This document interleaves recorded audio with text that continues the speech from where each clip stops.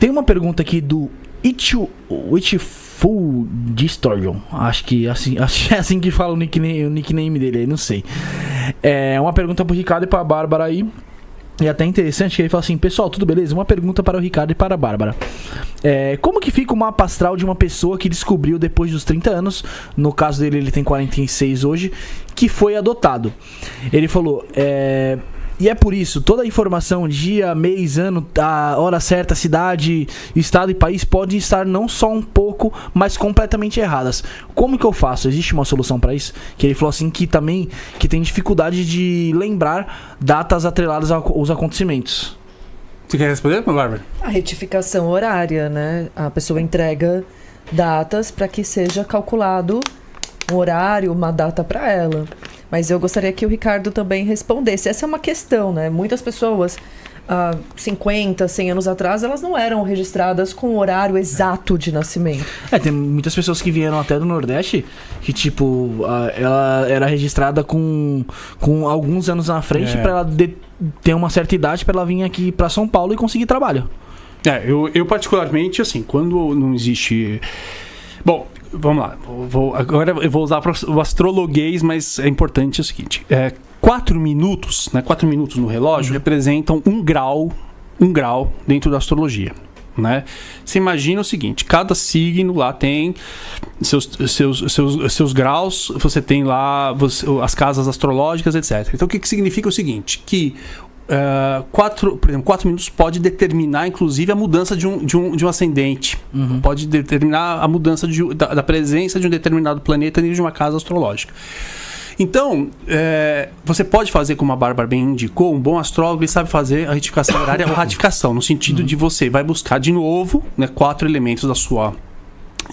datas importantes, por exemplo, nascimentos de filhos, casamentos, tem que ser datas importantes. Não adianta falar assim, foi o dia que eu tomei sorvete. Não, tem que ser datas importantes que possam depois você vai fazer, observar no passado e acertar o horário. Por exemplo, na minha eu nasci em 76, todo mundo arredondava naquela época, né? Hoje, graças a Deus, você vai lá, fulano nasceu às 14h18, né? Mas na minha época era assim, era de 5 e 5. 1h da manhã. Então, eu nasci às 13 horas, tive que fazer a retificação horária e mostrou que, na verdade, o meu horário foi 12h57. Agora, a retificação funciona, segundo os seus defensores, até 30 minutos. Você não consegue achar muito isso. Então, se você não sabe, eu nasci, sei lá, entre 12h30 e 1h da tarde. Tudo bem, aí você consegue. Agora, eu não sei o horário que não tem. Então, essa é uma limitação importante da astrologia. Se você não sabe o horário que você nasceu, dia, então não aí tem mapa. não tem mapa. Não tem mapa que explique essa situação. Não tem mapa, a gente precisa da data, né? A retificação vai funcionar para corrigir ali se a pessoa tem algum tempo ali de limitação no seu horário, mas agora dias, uma semana, um mês, não sabe quando nasceu, a astrologia não tem como. Não existe outros métodos ou algo do tipo ali que você consiga, Bárbara? Não, a retificação, a pessoa pode entregar datas de nascimento, de casamento, de falecimento, datas importantes, mas ela vai corrigir minutos, segundos, ela vai funcionar bastante se você nasceu, por exemplo, com uma lua a 29 graus e vai fazer uma retificação, aí às vezes ela vai para 0 ou a 1 de um signo, mas quando tem muita defasagem de tempo, não dá. A pessoa não tem um mapa astral. Eu tava vendo uma coisa aqui, só deixa eu fazer uma colocação, que eu acho bastante importante. Eu vi aqui uma moça falar, não, ele é cientista e astrólogo. Bom, isso é super importante. Se eu não me engano era Helena Medeiros. Ela tá aí na live sempre fazendo alguns questionamentos. Então, mas é normal e faz parte, é importante isso. É o seguinte, um cientista, seja ele qual for, ele não é uma pessoa, não existe neutralidade em nada na vida. Isso é importante que a gente saiba, né? O importante é que você seja, se você seja honesto na maneira como você faz ciência e como você se coloca diante das pessoas.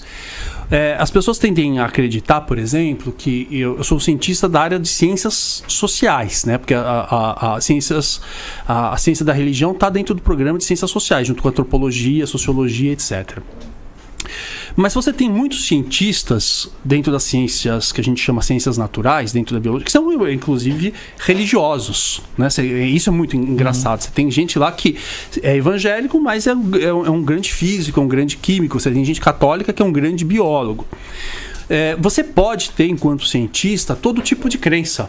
Né? Você pode ter todo tipo de posicionamento político, religioso, filosófico.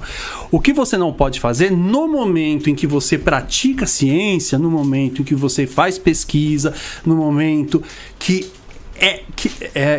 essas crenças suas, elas interfiram na sua produção. Aí a gente chama isso de agnosticismo metodológico, ou seja, naquele momento você se afasta do teu objeto, você não cria nenhum tipo de vínculo, mas isso é importante porque as pessoas criam uns mitos, o que é um cientista, então o cientista ele não acredita em nada, ele não é religioso. Você tem muito cientista, inclusive os maiores cientistas da genética nos Estados Unidos são evangélicos e pior do que isso, são criacionistas, mas eles na hora de fazer a pesquisa, eles separam uma coisa da outra. Eu acho que isso a gente precisa desmistificar o que é ciência, né? Porque a gente tem essa ideia de que cientista não acredita em nada, etc. Não, o cientista ele pode ter crença, ele pode ter um posicionamento, mas ele não pode deixar que no trabalho isso interfira.